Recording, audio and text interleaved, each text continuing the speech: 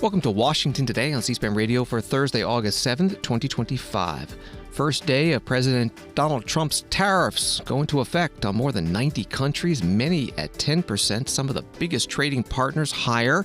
European Union, Japan, and South Korea at 15%, Taiwan and Vietnam at 20%, Canada 35%, India and Brazil 50%. We'll talk about the tariffs with Gavin, Bade, trade and economic policy reporter with the Wall Street Journal. President Trump announces he's nominating Stephen Miran, current chair of the Council of Economic Advisors, to the Federal Reserve Board to replace a board member who has resigned.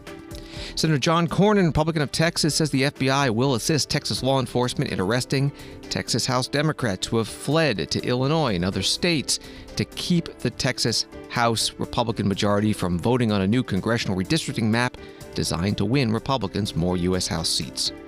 Russian President Vladimir Putin welcomes President Trump's invitation to meet in person next week to discuss the war in Ukraine. And President Trump today says a White House report that he believes Putin must first meet with Ukrainian President Volodymyr Zelensky is not true. U.S. Attorney for Washington, D.C., Jeanine Pirro, says the Justice Department is considering pursuing the death penalty against the suspect in the Capitol Jewish Museum fatal shooting. She's also asked about President Trump saying the federal government may need to take over D.C. to curb crime. This after a former DOJ staffer was brutally attacked. And today is National Purple Heart Day, honoring service members wounded or killed by the enemy in military action. NBC News reports that after months of delays and extensions, President Donald Trump's comprehensive and sweeping tariff slate took effect Thursday just after midnight Eastern Time, shifting his global trade reset into high gear. Most imports into the United States will now face a baseline 10% duty, with the overall average effective rate rising to more than 17%, the highest since 1935 during the Great Depression, thanks to higher duties on some of the biggest U.S. trading partners, according to the nonpartisan Yale Budget Lab think tank. A wide variety of products will be hit. Tariffs will be collected on everything from European Union appliances and Japanese cars to food, furniture, and toys from China and TVs from South Korea. Selected oil and gas imports, along with some smartphones and a suite of goods covered by a pre-existing trade agreement with Canada and Mexico, are not affected. That was from NBC News. President Donald Trump wrote on Truth Social late Wednesday night in all caps, reciprocal tariffs take effect at midnight tonight. Billions of dollars, largely from countries that have taken advantage of the United States for many years, laughing all the way, will start flowing into the USA. And today, the Treasury Secretary Scott Bessent was interviewed on MSNBC by Joe Scarborough. Initially, there was a shock on Wall Street. I think we've seen Wall Street absorb most of the shock of the tariffs. Obviously, the Dow and NASDAQ doing extremely well, doing much better than they were right after Liberation Day was announced.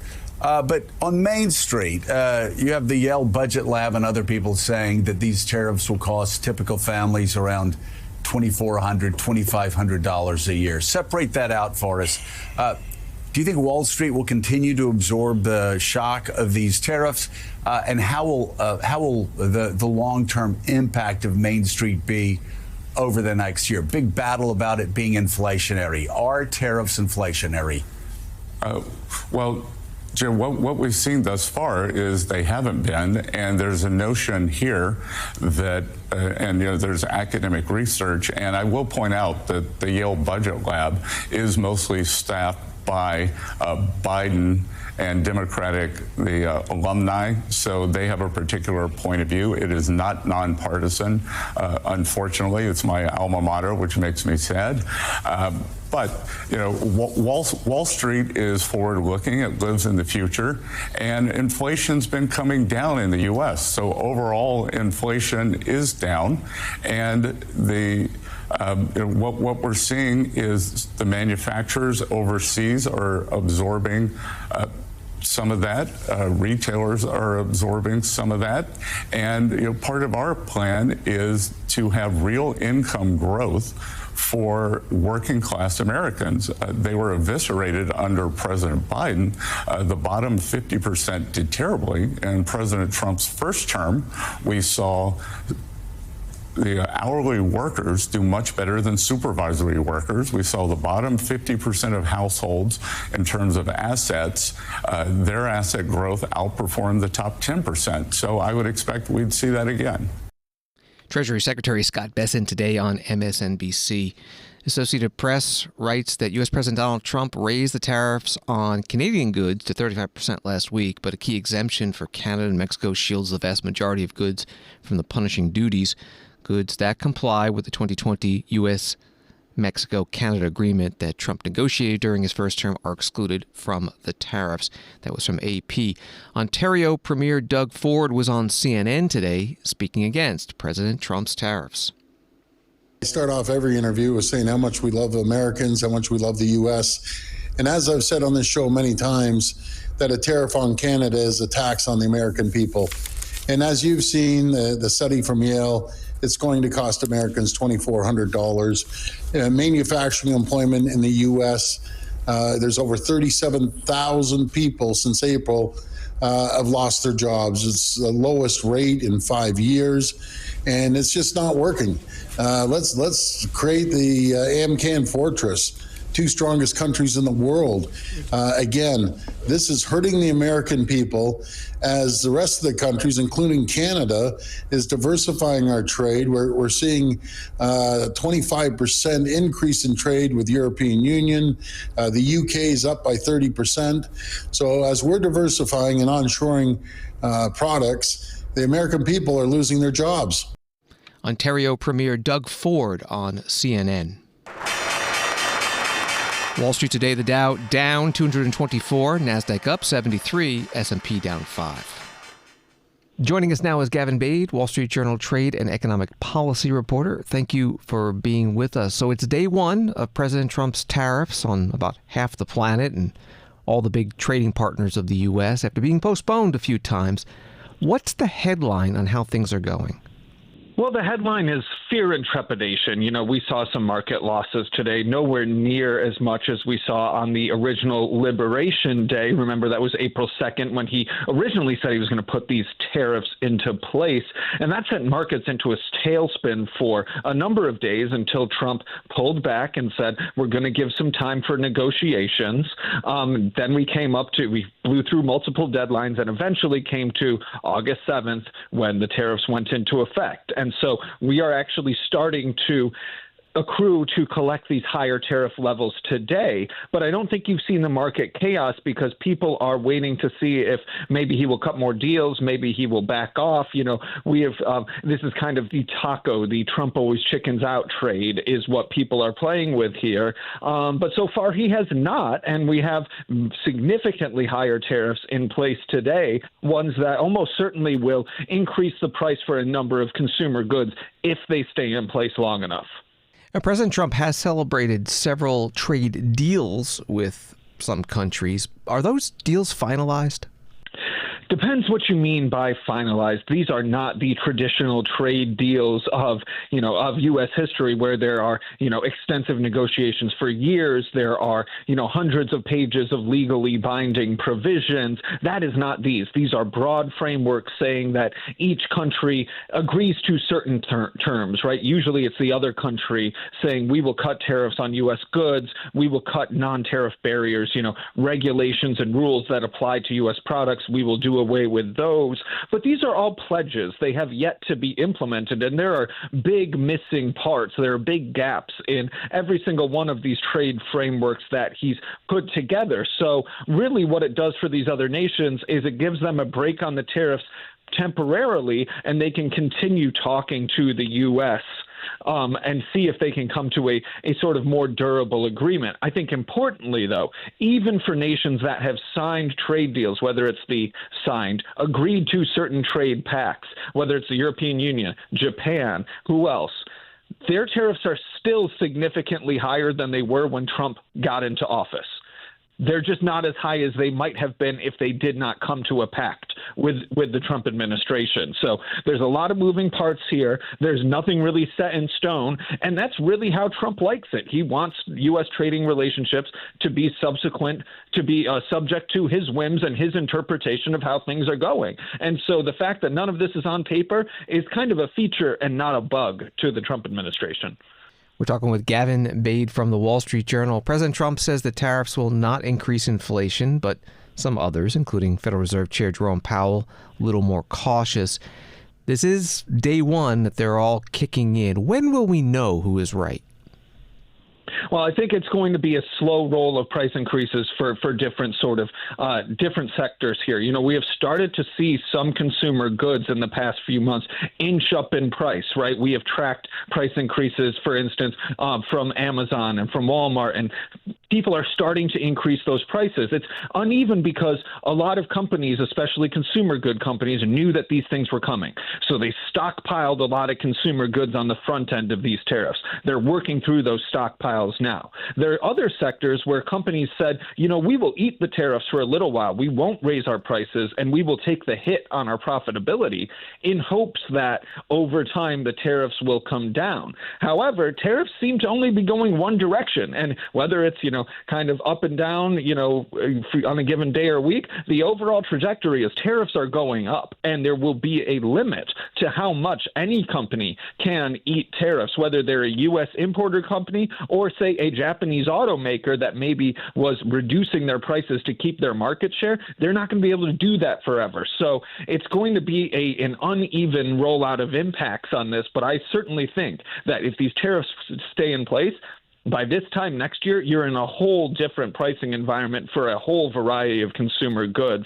And we'll just kind of have to see how the policies work themselves out between now and then.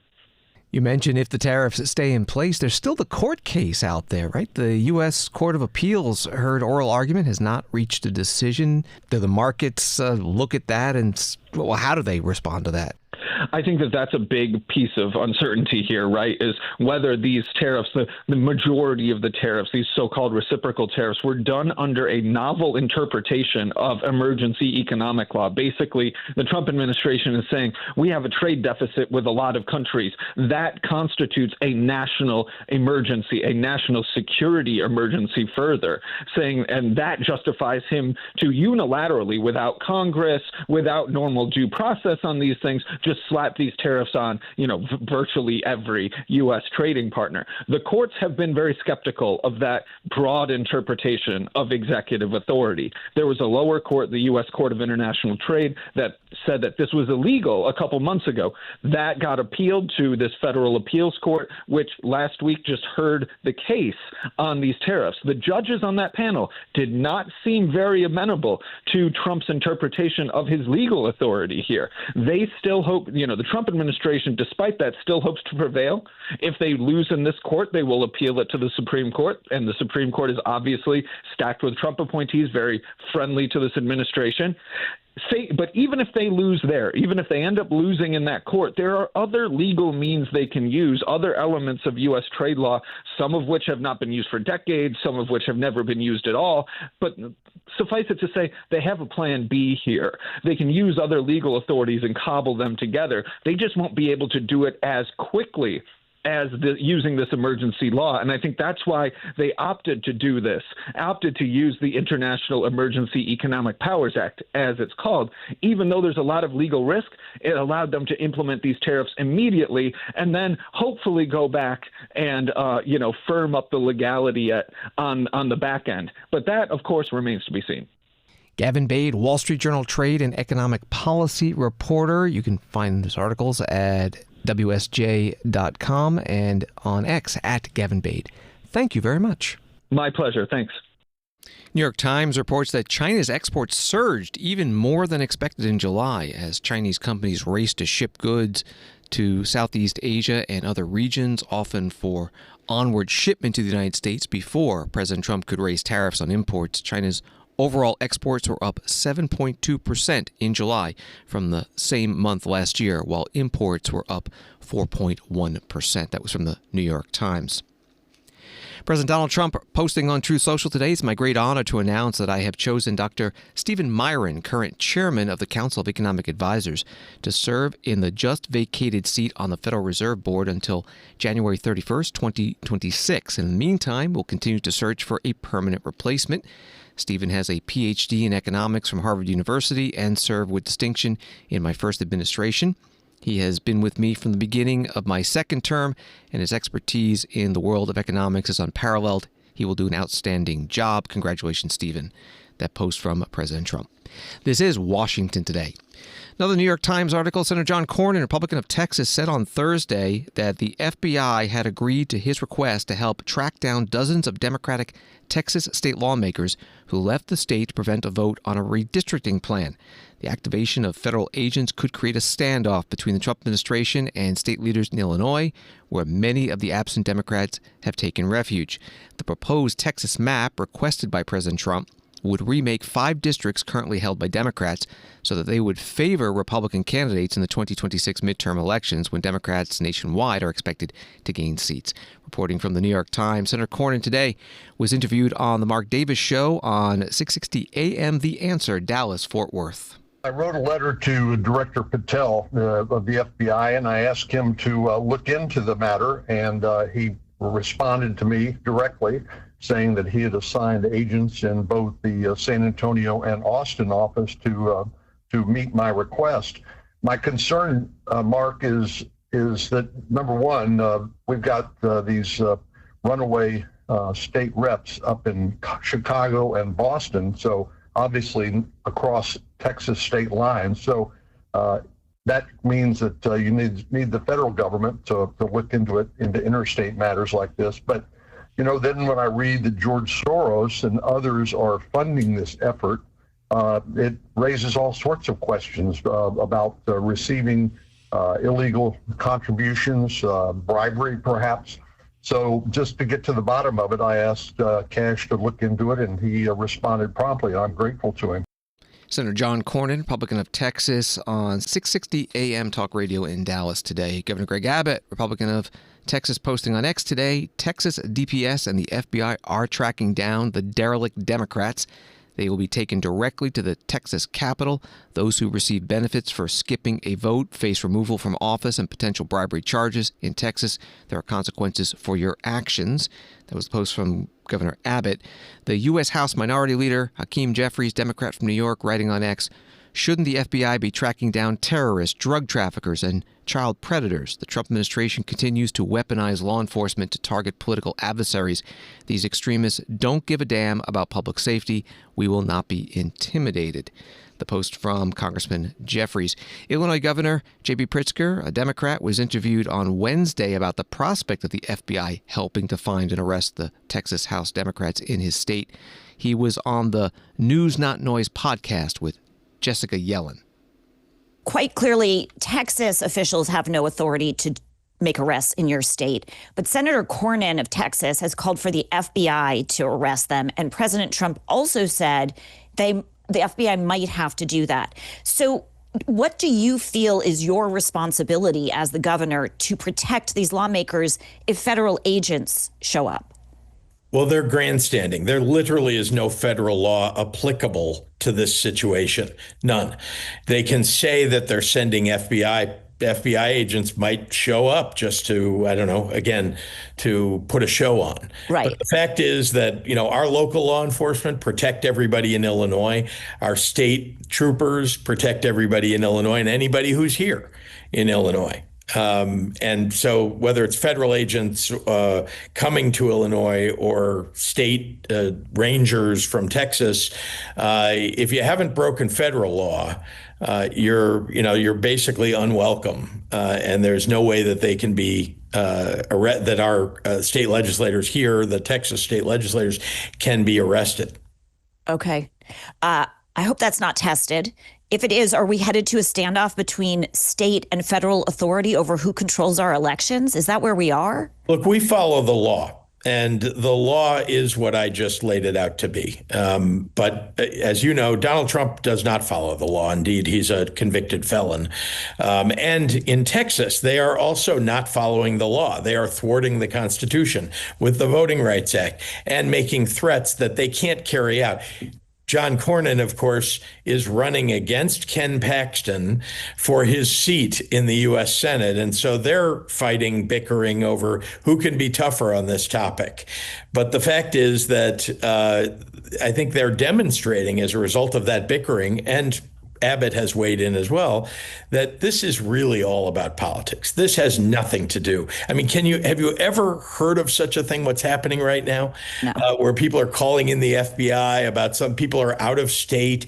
It just never happens. And yet here we are. And it's because Donald Trump is president and because Greg Abbott is his avid follower. Illinois Governor J.B. Pritzker, Democrat, on the News Not Noise podcast with Jessica Yellen on Wednesday. And today, Senator Cornyn said that the FBI has agreed to help in enforcing and arresting those Texas House Democrats who are in Illinois and other states. Story from The Hill, a Texas Senate committee advanced a new GOP-friendly House map Thursday as Republicans look to quickly move forward in both chambers with passing new congressional lines that would give the Republicans several pickup opportunities ahead of 2026. In a 6-1 vote, the Texas Senate Special Committee on Congressional Redistricting advanced an identical set of congressional lines that a Texas State House passed earlier this month. The House map aims to give Republicans 5 more pickup opportunities, impacting lawmakers in Austin, Houston, Dallas-Fort Worth, and the Rio Grande Valley areas. The move in the Texas Senate Committee tees up the House lines for a vote on the state Senate floor, but the Texas House Democrats having fled the state to block the quorum, the minimum number of lawmakers needed to conduct business, the effort to pass the maps in both chambers have stalled. It remains unclear how long the Democrats will stay away from Texas. That was from The Hill. During today's Senate committee hearing in Austin, Texas, the chair, Phil King, a Republican, explained his party's goals with the legislation. The area of redistricting law is robust, to say the least. I've consulted with our legal counsel, and I am confident that SB 4 complies with the law in all regard. The House came to the same conclusion with HB 4, our companion. Therefore, starting with the position that our map is legal in all regard, I've tried to focus on 2 major issues. My first objective in adopting the House map and presenting this map today, my first objective is to create a plan that elects more Republicans to the U.S. Congress. In contrast to the complications involved with race-based redistricting, political performance, in this case, my objective of electing more Republicans to the U.S. Congress, is a permissible basis for drawing electoral districts. This was recognized by the U.S. Supreme Court in Rucho v. Common Cause and in, I guess it's pronounced Vieth v. Jubileer. Those were 2019 and 2024 cases, respectively. My second objective, and the first was to elect more Republicans to the U.S. Congress. My second objective, and I'll admit I wasn't initially intending to focus on this, but we, during the public testimony, heard repeated comments from citizens that districts weren't compact, meaning that there were so many districts that were irregularly shaped, oddly shaped. Now, districts that are drawn to be compact tend to aid in representation because they avoid the risk of distant communities being united when they may not have everything in common. Texas State Senator Phil King, Republican, at today's hearing of the Texas Senate Select Committee on Congressional Redistricting. State Senator Boris Miles, a Democrat, spoke against this new map. For those of you who are here waiting to testify, be not dismayed. Speak the truth. Please speak the truth. Tell this committee what rigged districting is going to do to your communities. To the Democratic House members that broke quorum, keep the faith and keep your fight. This state needs your bravery, and this country needs your bravery. I'm in full support of the House members and their quorum break. Yes, Mr. Chairman, I went to Boston to support them. I would have gone to Chicago, New York, wherever. But this hearing was called If the citizens were going to come and testify, then damn it, I was going to be here to testify with them. Supporting their voices and making sure that they're heard. I'm here on this diocese for them and not for the President of the United States. The men and women of the House District Caucus decided to put the people of Texas first and leave the state by spreading the word of the injustices being done here and deny the legislation the ability to proceed with this racist map and these racist maps. And let me say this. Packing black folks into one district and reducing their ability to have representation from 2 to 1, and then hiding behind the premises, we are keeping Barbara Jordan's seat intact. And if you're doing us a favor, this is disrespectful, it's very much disingenuous, and point blank low down. Think that minority communities if you think that minority communities must take and what we can get is discriminatory, you do not have to call someone a racist slur to be a racist, Mr. Chairman and members.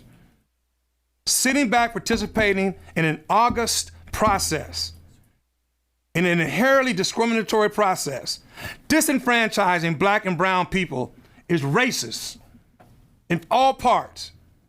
For those of us watching this from out of state, just know, as Texas goes, the country's gonna go. Texas State Senator Boris Miles, a Democrat, at today's committee hearing in the state capitol in Austin, Texas. The committee did hear public testimony and then voted to approve the Republican-drawn new congressional district map 6-1.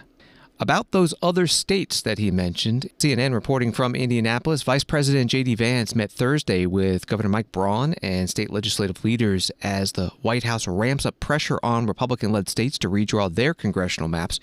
He ignored CNN's questions entering the Capitol in Indianapolis about why Indiana should redraw its congressional districts and what he would tell Braun. Vance was brought in through tunnels to keep him away from public eyes as protesters rallied outside the governor's office. He left after about an hour. That was from CNN. As Governor Braun was leaving, reporters asked him how it went and what they talked about. Governor, how did you do? Again, covered a wide array of topics. Did you come to any agreement? You listened. About redistricting? We did. Did you tell him yes or no? And Governor Mike Braun, Republican of Indiana, later writing on X, "It was great to meet with Vice President Vance today. We discussed a number of issues, and I am pleased to highlight some of the great things happening in Indiana." While that was happening, Indiana Democratic lawmakers held a rally in the state capitol building to oppose any redistricting move by the Republicans in the state. Senator Shelley Yoder is the minority caucus leader. State doesn't belong to Mar-a-Lago. It belongs to the people of Indiana. We are the ones you dare not cross. We are the voters you cannot erase. We are the firewall. We are the firewall. We are the firewall. So to my fellow Hoosiers, hear this. If you believe elections should be fair, you're with us. If you believe politicians should earn your vote and not draw their own maps, you're with us. Indiana State Senator Shelley Yoder, a Democrat, the minority caucus leader, at today's rally inside the Capitol building. More from the CNN article. Democratic state legislative leaders are promoting an all-day sit-in at the State House on Thursday. However, they have no real power to stop a Republican redistricting push. The GOP has supermajorities in Indiana's House and Senate, which means Democrats couldn't slow things down by following the lead of Texas House Democrats and fleeing the state to deny the quorum necessary to do business. That was from CNN. Washington Today continues in a moment.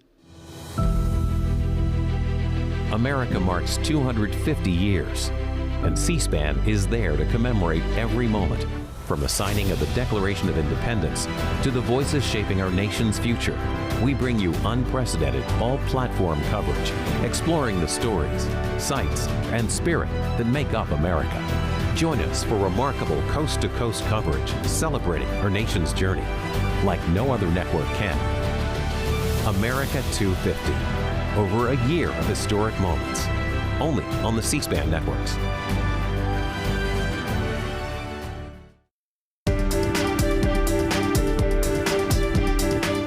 Welcome back to Washington Today, available as a podcast on the free C-SPAN Now mobile app and wherever you get your podcasts. A story from the Washington Post after mixed signals in which the U.S. Special Envoy Steve Witkoff met with Putin for 3 hours Wednesday in Moscow, and the White House then imposed stiff new tariffs on India, citing its support for Russia's war economy. Trump suddenly announced that he intended to meet with Putin very soon, and that there's a very good chance of reaching an agreement on the conflict in Ukraine. Putin on Thursday confirmed the plans for the meeting and said the United Arab Emirates would be a suitable location. But in yet another surprise shift, a White House official who, like others in the story, spoke on condition of anonymity, discussed sensitive diplomacy, said Thursday afternoon that Trump would meet Putin only if Putin also agreed to meet Ukrainian President Volodymyr Zelensky, something the Russian leader said Thursday would be premature at this stage. That was from the Washington Post. President Trump was asked about this by reporters in the Oval Office. Does your deadline for Vladimir Putin agreeing to a ceasefire still stand tomorrow? Or is that fluid now that the talks are... What? Is your deadline still standing for Vladimir Putin to agree to a ceasefire tomorrow, or is that fluid now? It's going to be up to him. We're going to see what he has to say. It's going to be up to him. Very disappointed, yeah. Do you have to meet with... Does Putin have to meet with Zelensky in order and before you and Putin have to meet? Or you hope... No. Are you so you're willing to? That's actually important because President Putin said this morning he was pretty dismissive of this idea of meeting with President Zelensky. President Putin was. I don't know. I didn't hear him. For you to meet with him, he doesn't have to agree to meet with Zelensky. Is that what you're saying? No, he doesn't. No. So when do you think that means? They would like to meet with me, and I'll do whatever I can to stop the killing. So last month, they lost 14,000 people killed last month. Every week is 4,000 or 5,000 people. So I don't like long waits. I think it's a shame. And they're mostly soldiers. They're Ukrainian and Russian soldiers, and some people from the cities where, missiles are lobbed in and you'll lose 35, 40 people a night, which is terrible. But no, mostly it's soldiers, and you're talking about, on average, 20,000 a month. 20,000 people are dying a month. Generally young people, soldiers. President Donald Trump speaking to reporters in the White House Oval Office. Story from Task and Purpose. A soldier assigned to Fort Bliss, Texas, has been arrested and charged with espionage for allegedly trying to provide the Russian government with sensitive information about M1A2 Abrams tanks and other armored vehicles, the Justice Department has announced. Specialist Taylor Adam Lee, 22 years old, is accused of trying to send the information to Russia's defense ministry starting in May, according to a Justice Department news release, which also says that Lee holds a top-secret, sensitive, compartmented information security clearance, one of the highest levels of access granted, reporting from Task and Purpose. Prime Minister Benjamin Netanyahu, begins an AP article, said Thursday that to destroy Hamas, Israel intends to take full control of the Gaza Strip and eventually transfer its administration to friendly Arab forces, as the Security Cabinet discussed a widening of its 22-month offensive. The Prime Minister was interviewed on Fox News.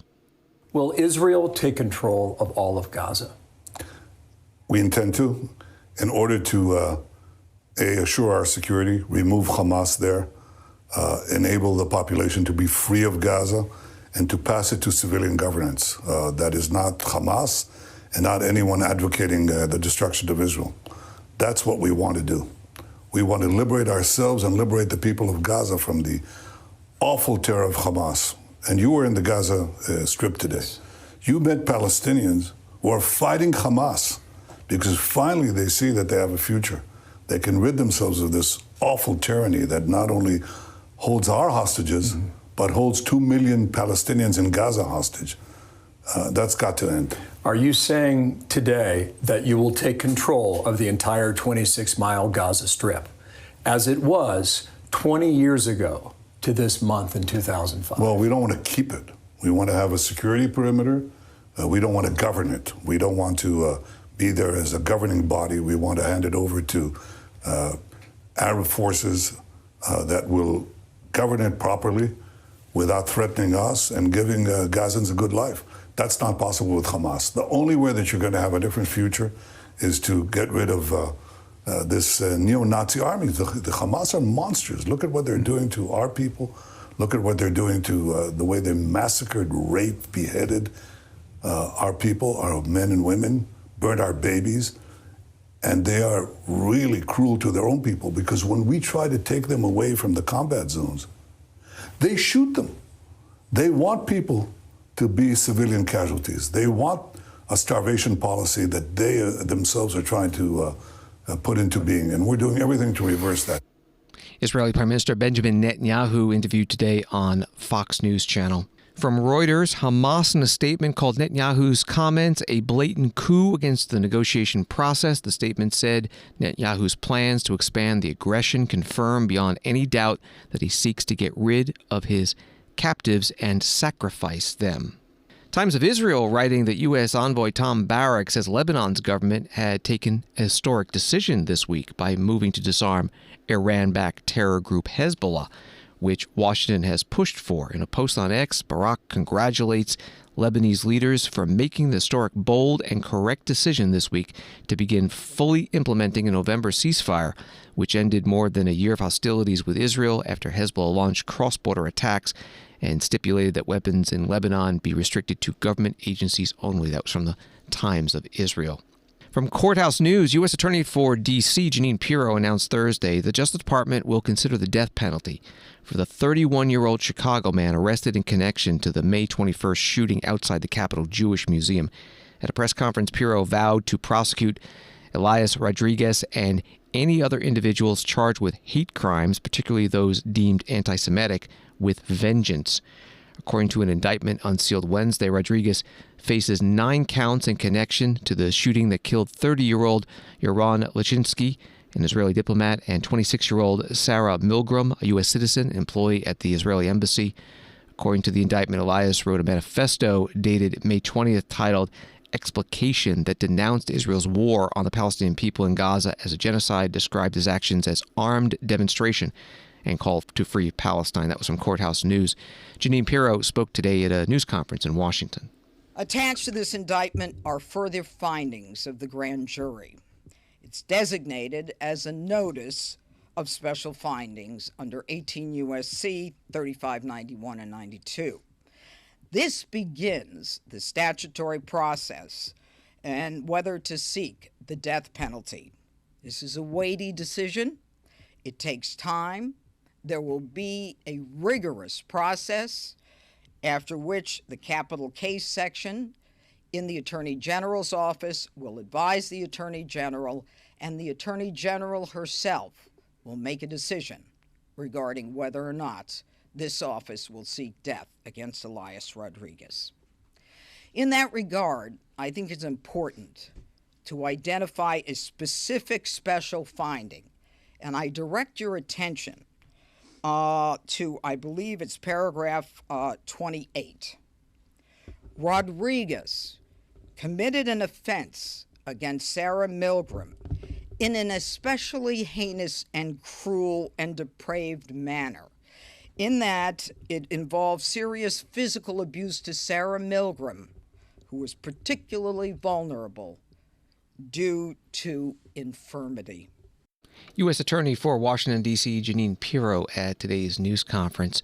During the question and answer period with reporters, she was asked about a related topic, President Trump's threat to have the federal government assume more control of Washington, D.C., including maybe calling out the National Guard, following a violent attack by a group of youths on a federal employee who had worked for the organization known as DOGE, Department of Government Efficiency.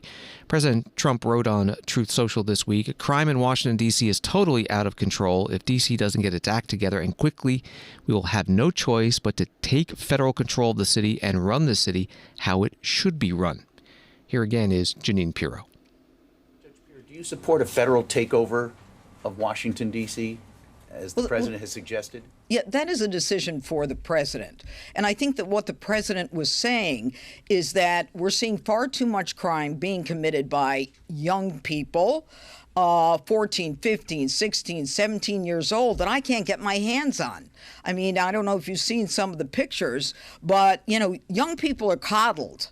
And they don't need to be coddled anymore. They need to be held accountable. They shouldn't be going to arts and crafts in family court. They need to understand that enough is enough, and that the D.C. Council has to repeal some of these absurd ordinances and laws that they've had passed that do nothing to protect the people of this city and of this district. And I will reference a case that I wrote an op-ed piece on that I've been talking about for weeks. A young person gets on a bus with an illegal gun. There is a family on the bus. He makes a decision to shoot someone in the chest. There, to me, that's intent to kill. But for the grace of God, that individual did not die. Now, he's got a gun. It's illegal. He used the gun. Guess what the sentence was? I got a conviction. The sentence was probation. We can't have that. And by the way, he wasn't a kid. He was 19. These are the rules of the D.C. Council.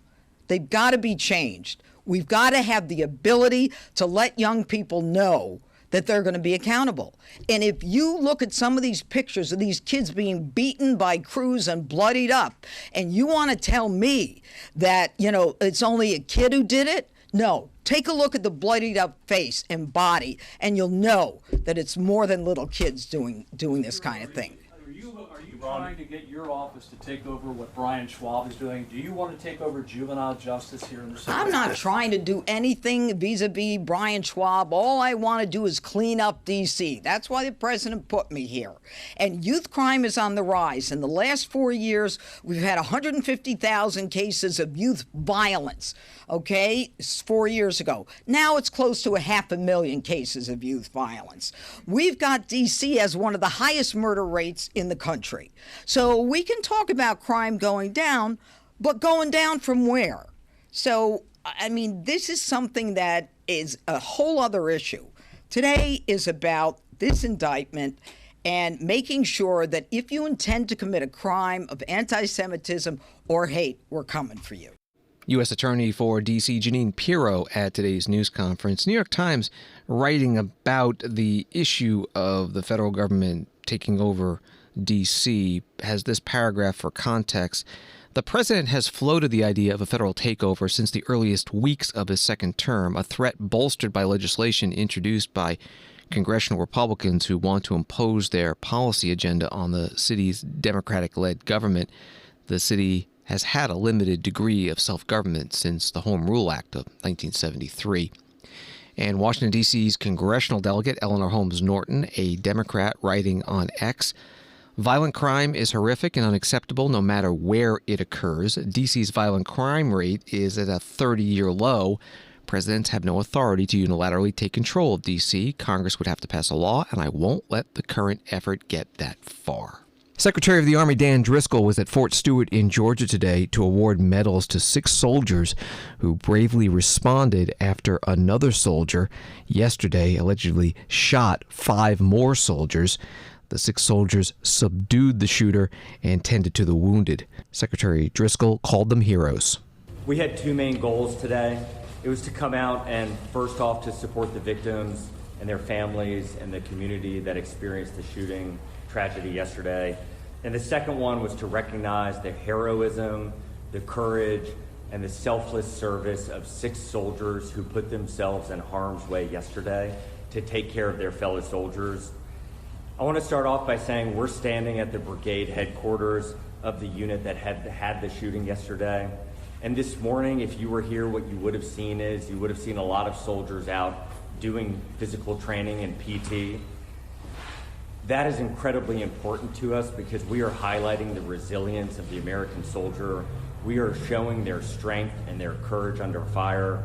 They are going to spend the remainder of the day able to meet with counselors, but also getting back to their jobs, serving the American people. We spent this morning, General Lubis and I, visiting some of our soldiers who are in the hospital and meeting with their families. We talked to doctors. And one of the things that I can say unequivocally is that the fast action of these soldiers under stress and under trauma and under fire absolutely saved lives from being lost. On behalf of President Trump, Vice President Vance, Secretary Hegseth, they wanted me to tell these soldiers, their family, and this community that the entire federal government stands by and stands ready to care for these soldiers and their family. One of the more important things we were able to do this morning, though, is to recognize the heroism of these 6 soldiers. One of the soldiers tackled the person, so just think about this. They were unarmed and ran at and tackled an armed person who they knew was actively shooting their buddies, their colleagues, their fellow soldiers. Another soldier jumped on top of the person to subdue them until federal law enforcement was able to arrive. The other soldiers, immediately using their training that they had developed over years and years, started to take care of mass casualties. The hospital they took them to in March had just run a mass casualty exercise for a moment just like this.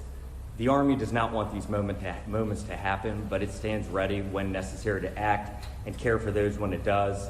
Secretary of the Army Dan Driscoll at a news conference at Fort Stewart, Georgia. He said in response to questions from reporters that the investigation into the shooting is ongoing and he has no updates on the suspect's possible motive or how the suspect was able to bring his personal handgun on base.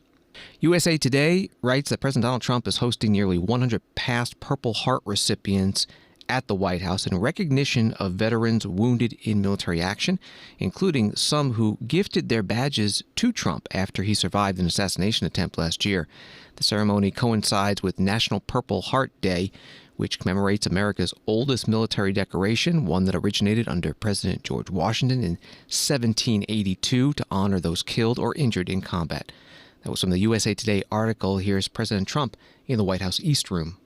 Every Purple Heart tells a story of courage, sacrifice, and purpose. It speaks of a price paid for the soldier beside you, the country behind you, and the generations of Americans yet to come. And we have some great generations to follow. It's going to happen. Those who wear this medal ran into bullets, faced ferocious bombs, and shed their blood on the field of battle. We will never forget what they did. We will always use them as an example of bravery and courage and strength. And we will also always think, when we look at them, of our great American flag. President Donald Trump in the White House East Room on this National Purple Heart Day, hosting nearly 100 past Purple Heart recipients. A number of members of Congress also posting on this day. Brendan Boyle, Democrat from Pennsylvania, writing on X, awarded to service members who are wounded or killed in action. The Purple Heart symbolizes the profound sacrifice our armed services make to protect our nation today and every day. I'm deeply grateful for our military's valor and service. Thanks for listening to Washington Today. Sign up for C-SPAN's evening newsletter Word for Word and get the stories making headlines in Washington emailed to you every day. Subscribe at cspan.org/connect. Have a good night.